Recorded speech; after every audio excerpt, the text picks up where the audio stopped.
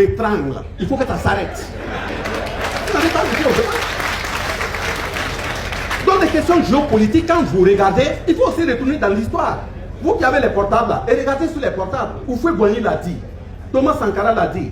Là où le djihadisme est venu, ils sont en train de nous attaquer. Depuis 1957, ils étaient déjà devant. Ils ont fait la prospection minière de nos sols.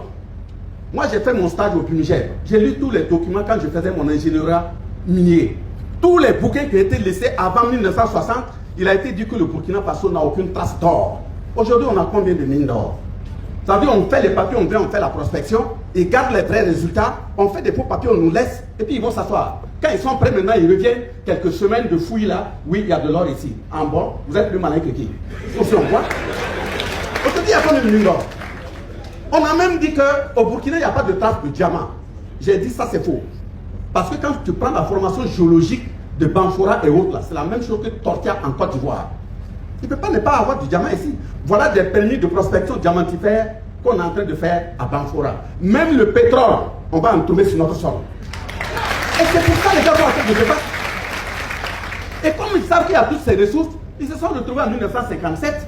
On a découpé une partie du Mali, une partie du Burkina, une partie du Niger et autres. Et ils ont formé ce qu'ils ont appelé l'Organisation commune des régions sahariennes. L'Organisation commune des régions sahariennes. Voilà. Ils ont voulu en faire un État parce que le sous-sol là est très riche. Si les mêmes conventions internationales protégeaient, et regardez ce qui vient de se passer au Nord Mali, on va laisser les pratiques, pas la théorie, et regardez ce qui vient de se passer au Nord Mali.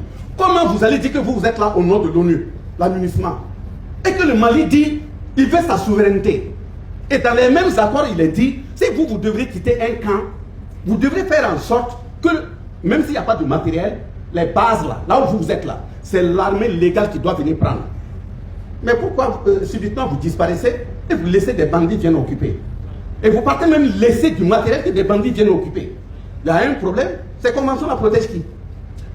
Comment on va dire au Congo, il y a la munissement, entre temps on voit des véhicules estampillés munissement, ils circulent et puis ils tombent, ils se renversent. Ce qui sort dedans, c'est des prélèvements de sol, des trucs de diamants. C'est quoi?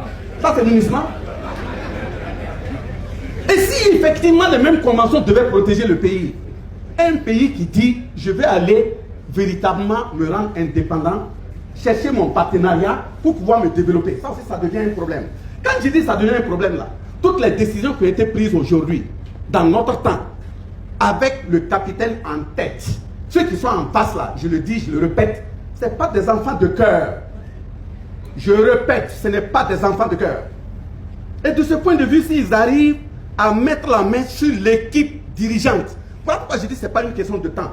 Les décisions qu'on prend là, ce n'est pas parce que c'est le moment qu'on les prend. On les prend parce que les dirigeants ont décidé dans cette période de dire si nous allons mourir, nous allons mourir. Mais il faut qu'on meure utile pour que notre peuple puisse vivre. C'est tout. On va mourir. Mais justement, si moi, à mon âge, on dit même l'espérance de vie dans notre pays, c'est 46 ans. Moi, j'ai déjà 50, ça veut dire que j'ai déjà dépassé les 46. N'est-ce pas?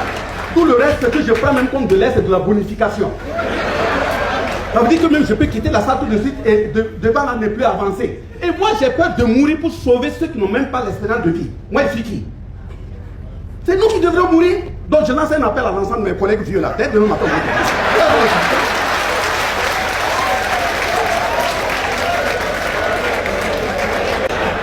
donc, c'est pour dire, parce que si on ne se parle pas droit dans les yeux et la vérité, ce pays ne pourra pas progresser.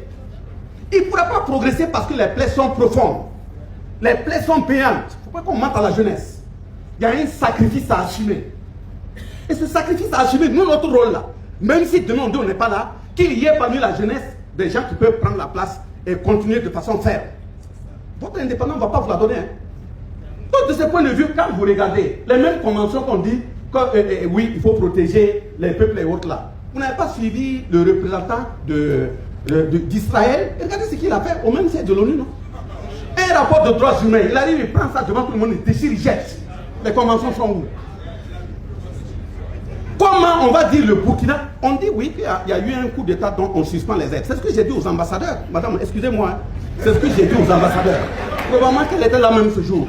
J'ai dit, je le répète, on ne force pas un ambassadeur à rester dans un pays. Un pays a une orientation, il y a une voie pour que son peuple puisse s'en sortir. Si ça ne te convient pas, la porte est ouverte. On a même la chance qu'on n'a pas possible de nous faut partir. Parce qu'on ne peut pas gérer des questions dans une situation où on entête des Burkinabés en centaines. Même rien que le matin. Et regardez ce qui s'est passé au centre, non? Les enfants de 3 ans, 4 ans, ainsi de suite, on dit on Canada dans une famille. Les conventions, ces conventions-là sont où? Il faut d'abord vivre pour parler de conventions. Donc, le peuple burkinabé s'est engagé, s'organiser, trouver les voies nécessaires pour s'armer convenablement. Et on a fait en sorte que tous les enfants qui vont aller à l'école primaire, il faut commencer à leur apprendre la formation militaire. Tout le monde doit être des réservistes. Tout le monde. Tout le monde doit être des réservistes. Donc on ne va pas caresser les gens en disant oui, comme c'est les textes internationaux, allons-y ici. Ils n'ont rien à foutre avec les textes internationaux. Rien. Donc mais maintenant, comme on ne peut pas envoyer les peuples, les jeunes, pour aller le leur dire, et puis on va les foucher comme des cerfs, nous qui avons déjà dépassé l'expérience de vie là, nous on est là, on s'assume.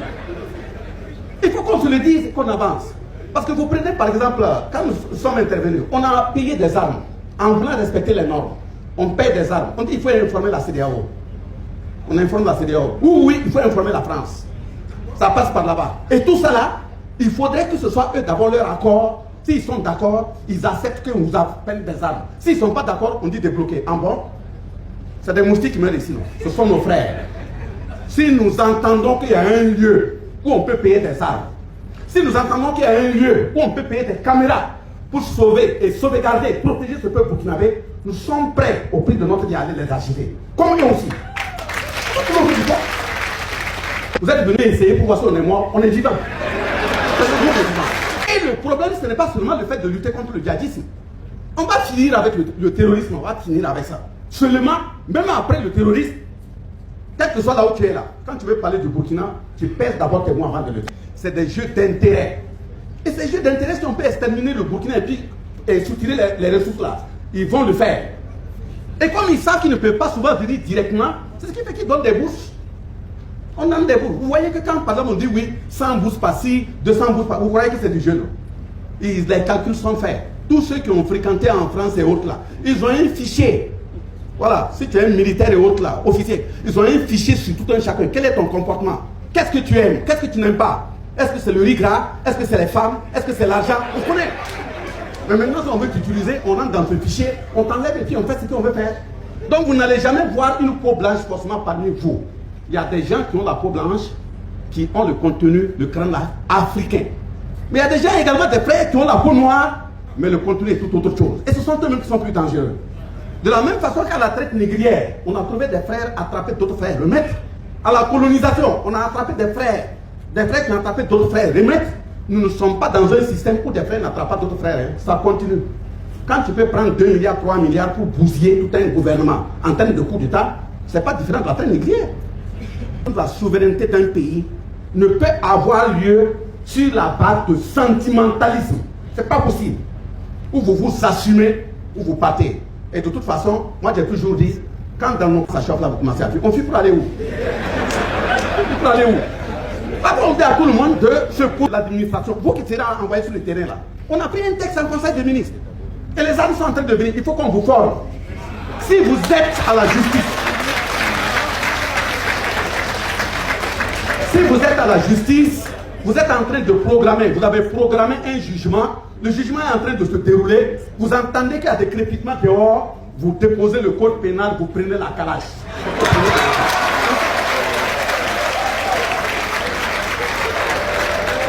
Je ne comprends pas quand dans un village on dit oui ça ne va pas, et puis chacun envoie son message, non, il faut envoyer les forces de l'ordre, on attend une intervention, mais ils sont assis là, ils sont fait en faire.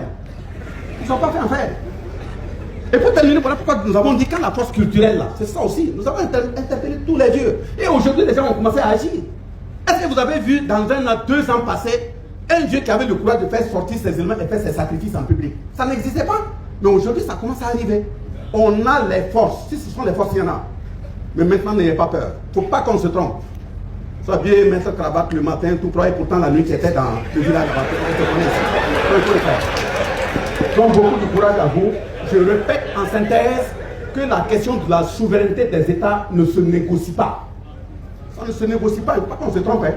Préparons-nous. Si nous, nous décaillote,